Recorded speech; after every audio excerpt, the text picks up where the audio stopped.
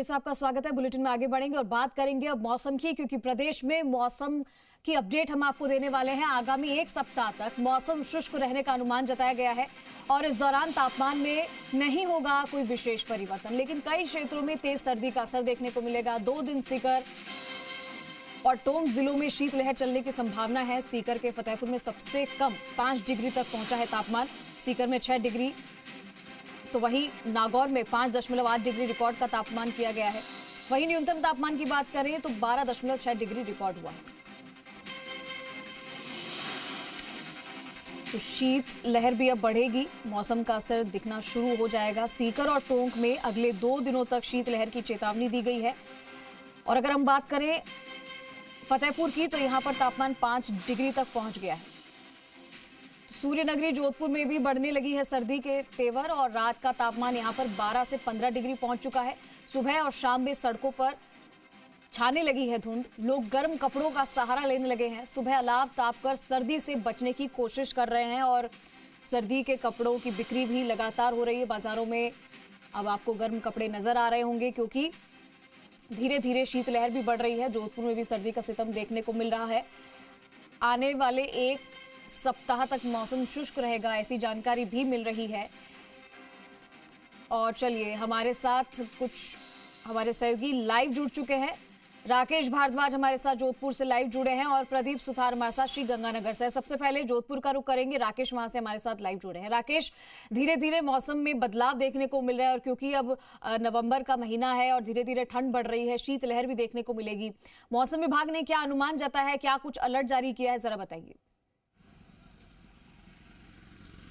लगातार जिस तरीके से अब नवंबर, जिस तरीके से आपने बात की है, नवंबर माह लगभग आधा हो चुका है। मौसम विभाग का ये कहना है कि मौसम हालांकि अगले 7 दिन में शुष्क रहेगा, लेकिन निश्चित रूप से जिस तरीके से तापमान में लगातार गिरावट हो रही है, रात का तापमान जो है अब 12 से 15 डिग्री के बीच आने लगा, तो निश्चित रूप से सर्दी अपना कहर दिखाने लगी है। शीतलहर जो है वो दिखने लगी है। सुबह और शाम सड़कों पर हल्की धुंध दिखाई देने लगी है। और सबसे बड़ी बात, हालांकि दिन का तापमान जरूर 30 डिग्री तक जा रहा है, लेकिन रात का तापमान धीरे धीरे अब गिरने लगा है। देख सकते हैं आप, जो ये खुली सड़क है जोधपुर में खड़ा हूँ, वहाँ पर लगातार जिस तरीके से सर्दी का आलम बढ़ने लगा है। लोग अब गर्म कपड़ों का सहारा लेने लगे और साथ में अलाव का सहारा भी लेने लगे। निश्चित रूप से लगातार जो है अब सर्दी का भी जो कहर देखने को मिलेगा। जिस तरीके से बारिश का कहर देखा हमने, गर्मी भी देखी है, तो अब सर्दी का मौसम भी देखने को मिलेगा। निश्चित रूप से लोग अभी से गर्म कपड़ों का सहारा लेने लगे हैं, क्योंकि टेम्परेचर लगभग 12 डिग्री तक आने लगा है। तो निश्चित रूप से सर्दी धीरे धीरे जो दिन बढ़ेंगे तो निश्चित रूप से सर्दी का तापमान जो है न्यूनतम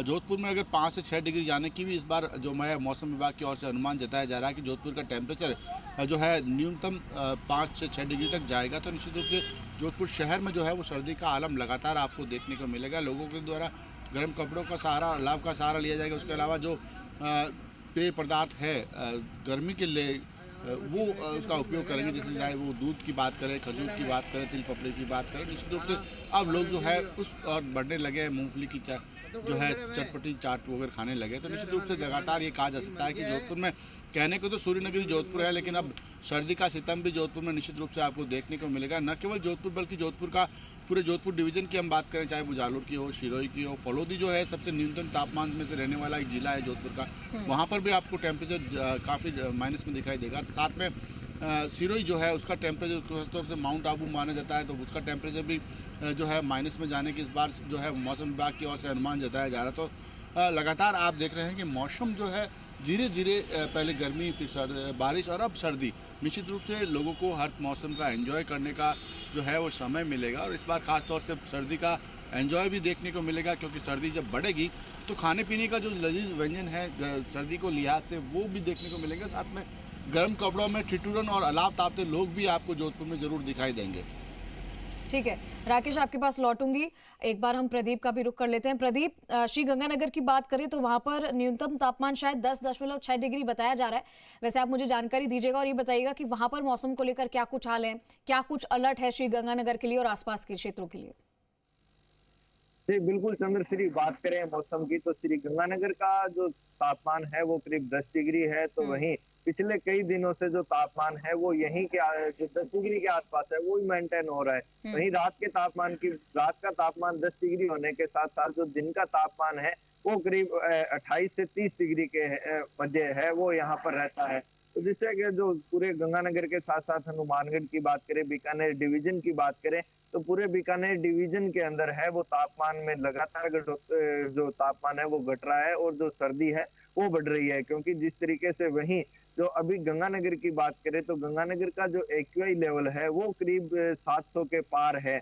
तो कहीं ना कहीं जो गंगानगर जिले की हवा है वो जरूर जहरीली है। उसके साथ साथ जिस तरीके से जो मौसम है वो बदलाव हुआ है, मौसम में बदलाव होने के कारण है जो यहाँ पर है वो हमें जो आंशिक रूप से जो धुंध है वो यहाँ पर छाई हुई है। इसके साथ साथ जो सुबह का समय है इसमें चाहे मॉर्निंग वॉक करने वाले लोग हो चाहे अन्य लोग हो वो गर्म कपड़ों का सहारा है वो यहाँ पर ले रहे हैं। तो उसके साथ साथ जो लोग हैं वो सर्दी से बचने के लिए अलाव का भी सहारा है वो यहाँ पर ले रहे हैं। हालांकि जो जिला अस्पताल है उसमें जिस तरीके से सर्दी बढ़ी है उसके साथ साथ है जो मौसमी बीमारियां हैं वो भी बढ़ी है। तो जैसे डेंगू है उन्हीं के मरीजों की संख्या है वो यहाँ पर बढ़ी है। तो वहीं जो अस्पताल के वार्ड है उनमें सर्दी जुकाम से पीड़ित लोगों की भी संख्या बढ़ी है। इसी के साथ साथ जो प्रशासन है उसने भी अपनी तैयारियां हैं वो शुरू कर दी है।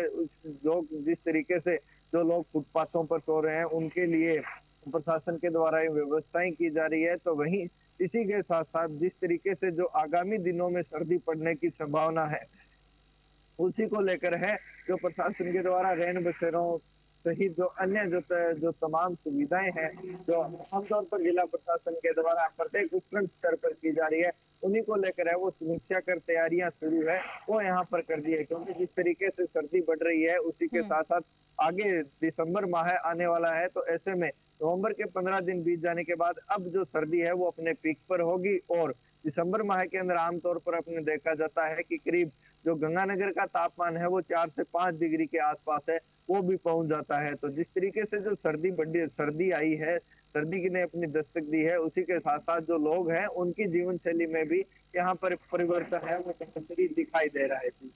ठीक है राकेश, क्या ये माना जाए कि ये जो धीरे धीरे सर्दी बढ़ रही है पिछले साल के मुकाबले इस साल सर्दी ज्यादा पड़ेगी, ऐसा कुछ अनुमान जताया जा रहा है?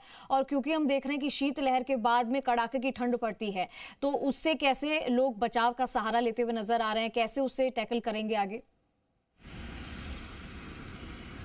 देखिए जमश्री, जिस तरीके से इस बार गर्मी का जो आलम रहा है और उसके बाद जो बारिश अच्छी हुई है, निश्चित रूप से इस बार प्रदेश की बारिश की बात करें तो औसत बारिश से भी बहुत ज़्यादा बारिश इस बार प्रदेश में जो है वो ना की गई है। तो निश्चित रूप से जब बारिश अच्छी हुई है तो सर्दी भी अच्छी होगी ये मान के चलते हैं। मौसम विभाग का भी अनुमान है कि जिस तरीके से बारिश हुई है औसत से अधिक बारिश है तो इस बार सर्दी भी जो है निश्चित रूप से कड़ाके की सर्दी आपको देखने को मिलेगी। और अभी देख सकते हैं कि सुबह के वक्त में भी जब अब लोग 7:30 बजे के आसपास का वक्त है और इस समय भी अगर गर्म कपड़ों में जा रहे हैं तो मान के चलो आपके इस बार सर्दी का भी पूरा कहर देखने को मिलेगा। जिस तरीके से आमतौर पर टेम्परेचर जो है जोधपुर की बात करूं 5 डिग्री के आसपास रहता है न्यूनतम तापमान, वहीं अगर सिरोही की बात करें तो माइनस में टेम्परेचर जाता है, फलोदी जो है 1 से 2 डिग्री तक जाता है निश्चित रूप से। तो सर्दी का शितम भी इस बार देखने को मिलेगा। हालांकि प्रशासन जरूर अभी तक तैयारियों की बात कर रहा है, लेकिन जोधपुर की मैं बात करूँ तो जोधपुर शहर में अभी तक रैन बसेरे शुरू नहीं हुए क्योंकि नगर निगम था 2 थे उसको 1 किया गया, अब नगर निगम में प्रशासक लगा दिए गए। तो अभी तक